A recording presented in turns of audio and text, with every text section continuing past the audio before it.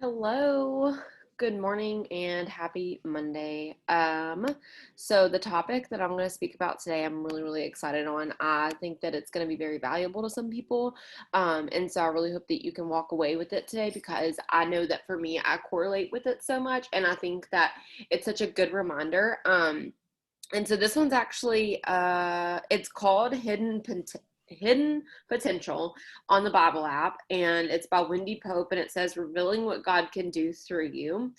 And this one actually doesn't have a title, but um it's talking about like believing that God it can do things for others but not you. And I know we've probably talked about this before, but it's just really good. So anyways, it says today we are going to address a thorny question: why do we believe that God can do things for others but can't do anything for us? In the Bible, the apostle Mark told a time when a man brought this demon possessed son to Jesus. The man said to Jesus, "If you can," in regard to his son's healing. To which Jesus replied, "Everything is possible for one who believes." The boy's father exclaimed, "I do believe. Help me overcome my unbelief." Did the man believe or not believe? We can be certain the man believed because he brought his son to Jesus to be healed. That being true, why did he cry out to Jesus to help him with his unbelief?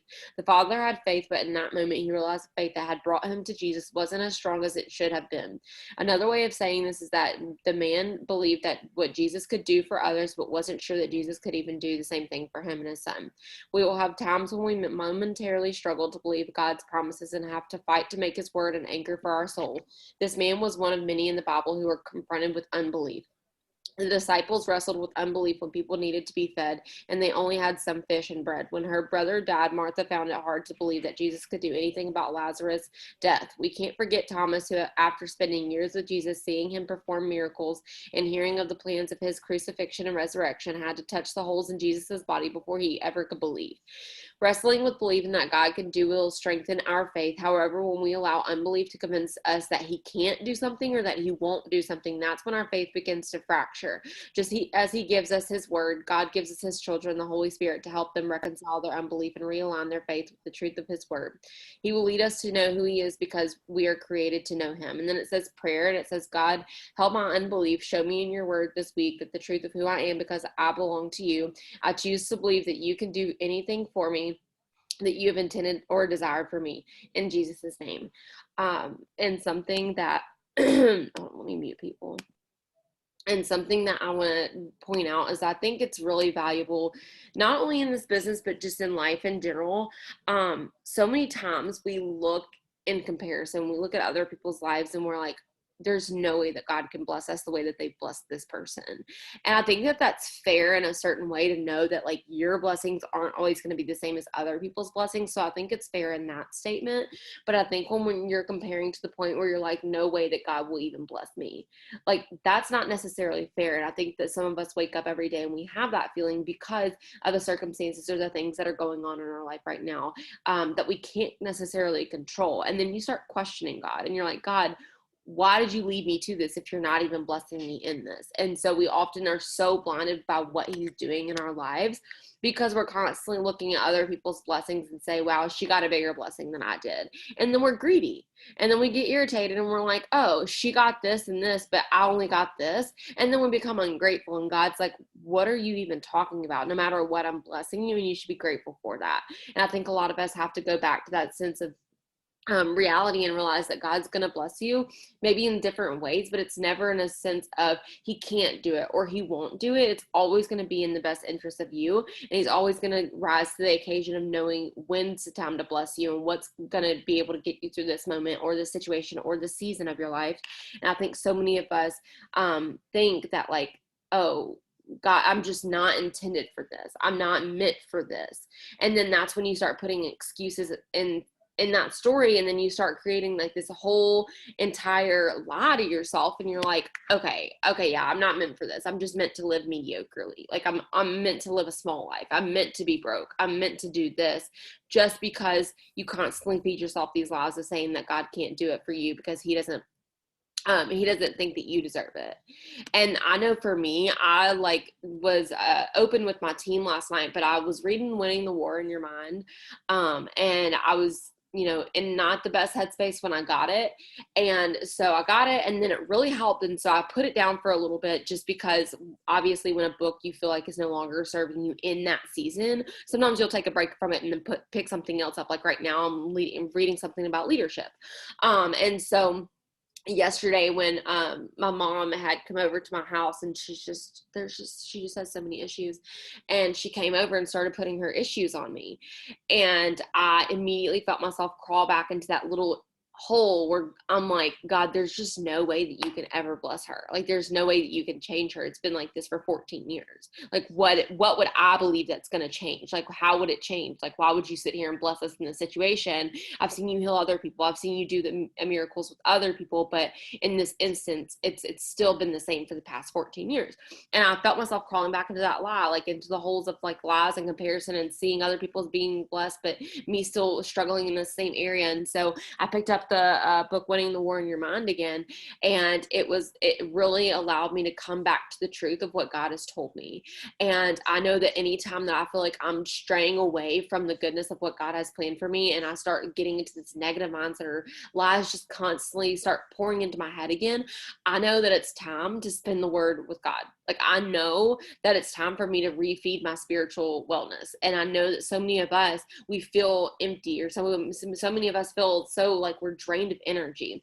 And then you start your day off with having no energy, and you start your day off with being so just hopeless, and you don't have this faith because of what happened yesterday and what's happened the past couple of weeks or the past couple of months. And you start telling yourself this story, but God is telling you over and over and over and over again to come to his word.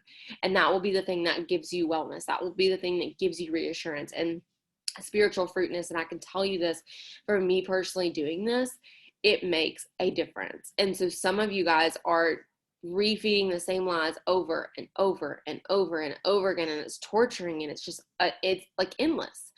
And so many of y'all just need to go to the main source, which is the Bible, and just open it and just be like, okay, God, let's just talk today, even if it's just a couple of verses to start off. And when I tell people to do this, and they actually do this, which I would say probably 1% actually does this. When they actually do this, I have nothing but like good things that they come back and tell me. And so I get so tired of seeing my own self getting these pity parties.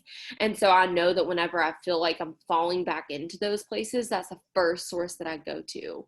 Like this morning, I woke up earlier and I just spent the time in the word, and I was like, okay, God, speak to me today. Like, speak to me. Don't let the enemies tell me lies today. Don't let the lies feed in my head. I don't have time for that. It does not serve me. It does not serve anybody when lies come into your head over and over again. And so I just started off my day with that. And let me just tell you, I feel so energized. I feel so good. And I just am excited for what God has in store for me today. And I know that even if my blessing looks different from others, He's still going to bless me in a way that He can use me for a higher purpose. Just because someone else that you're comparing yourself to is like, you feel like they're in this higher purpose or higher calling or whatever, does not mean that it's taking away from your calling. And so many of us feel like money is that way. Like, if someone else is making money, it's taking away money from you. No. So many people feel like that with blessings. If this person's getting so blessed over here, that means there's not enough blessings to go around. No. Same with food. People think that because people go to the grocery store and get food, that there's just not going to be enough food. So that's why people hoard it. Like, people hoard the toilet paper, like when COVID started. It's like that. Like, you hoard and hoard and hoard and hoard, and then you become greedy, and then you become selfish. And then when something doesn't go your way, or when you run out of something, then you look at God and you're like, why'd you do this to me? And you start blaming Him, and you start getting irritated, and then you start just feeling that like spiritual weakness. And I don't want people to feel that way. It gets very tiring. It gets very exhausting. And so I just want you to know that there's enough blessing to go around. There's enough purpose to go around.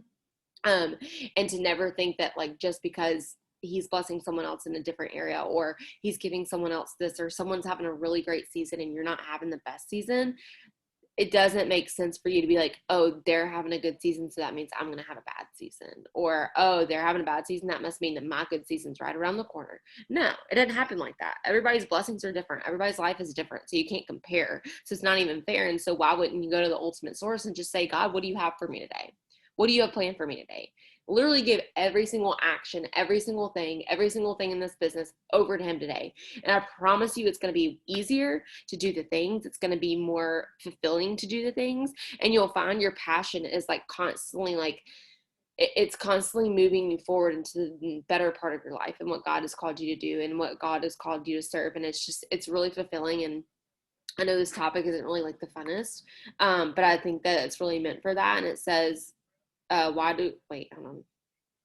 It says everything is possible for one who believes. And then it was talking about the man who went up to God and he was like, hey, can you heal my son?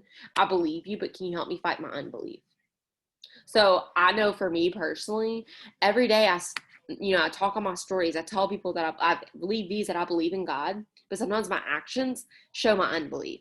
And so God's like, hey, you pray to me, you tell people about me, you show me this and then this, and you constantly say you believe, but then at the end of the day, you're freaking out about this thing. But I told you to just believe in me and trust in me. Do you trust me? Because it doesn't really seem like it.